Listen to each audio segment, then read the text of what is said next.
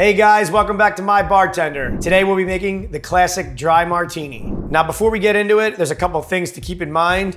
Your pours are gonna depend on the size of your martini glass. Today we're using a 4-ounce Nick and Nora glass. With a dry martini, you could use gin or vodka. Today we'll be using vodka. First, add ice to your cocktail shaker.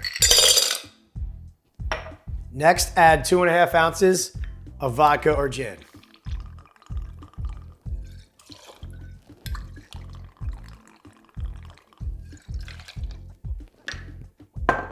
Next, add a 1/2 ounce of dry vermouth.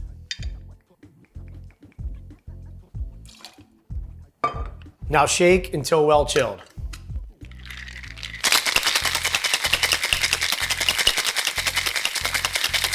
Now pour into your glass.